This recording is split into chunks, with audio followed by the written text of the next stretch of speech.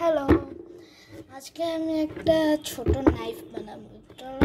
তোমরা আমি অনেক বড় নাইফ বানাইতে পারি, কিন্তু তোমাদের অনেক ইজি যারা একদম পারো না তাদের জন্য একটা ছোট নাইফ বানাবো। এই নাইফ বানানোর জন্য একটা ছোট কেচি লাগবে আর একটা গ্লু লাগলেই হয়ে যাবে। চলো বানানো যাক। প্রথমে আমরা একটা A4 পেপার নেব। এরপর আমরা এরকম করে ভাঁজ করব। এরপর কেচিতে এইভাবে করে দুইটা অংশ ভাগ করে দিয়েছি। একটাকে আমি রেখে দেবো এক পাশে, আরেকটাতে কাজ হবে। এটার পরে এইটার যে মাঝখানটা এইখান দিয়ে আমরা আবার ভাঁজ দেবো। যেভাবে করে আবার এইটাও ভাঁজ দিয়ে দিব, এরকম লাগবে। এরপরে খুলবো, খুলে আবার এই যে মাঝখানটা আছে এইখান দিয়ে ছোট করে আরেকটা ভাঁজ দিতে হবে। এই যে আমরা এইখান থেকে বানিয়েছিলাম, এইটা এরকম করে ভাঁজ দিয়ে দিছি। এবারে এই পাশ দিয়ে আমরা আবার দিয়ে দিব। তোমরা যারা বুঝো নাই তোমাকে দেখায়। এই যে আমাদের কিন্তু একটা এই যে এরকম একটা ইয়া নিয়েছিলাম, সেটাকে আমরা মাঝখান দিয়ে এরকম করে করছি। সেই মাঝখানে দিয়ে আরেকটা স্ক্রু, এরপর আবার এরকম করে দিচ্ছি। এই যে এরপরে আমরা এরকম করবো। এই যে এবার আমরা এরকম করে ইয়া করতে থাকবো। পর্দা থেকে এই যে এই মাঝখান যে তোমরা চোখা করবো এভাবে।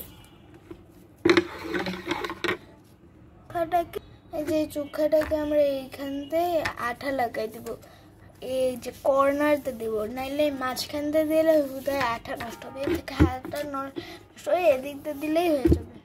আমি কিন্তু অলরেডি আঠা লাগাই দিছি। এখন এটা এরকম নরম আছে, এটাকে এখন রেখে দেব। আর এখন এইটার পালা, এটাকে আমরা এইখানটায় রাখবো। তোমরা যে আমরা এটাকে এভাবে করে রাখবো, রেখে এইখানটা এরকম করবো। যতটুকু ইয়া হবে ততটুকু এভাবে করে নিব, নিয়ে এরকম করে মুছতে থাকবে। এই যে এটাই এরকম করে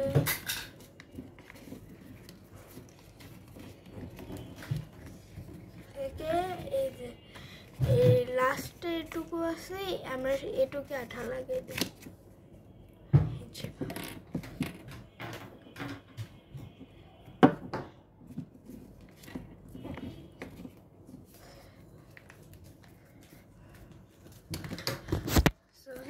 এই যে আমাদের ইজি একটা নাইফ হয়ে গেল, অনেক ইজি।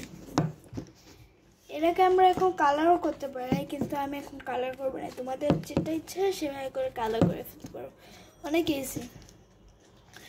তোমরা লাইক সাবস্ক্রাইব করবা, নাইলে এক করে কেটে দেবে।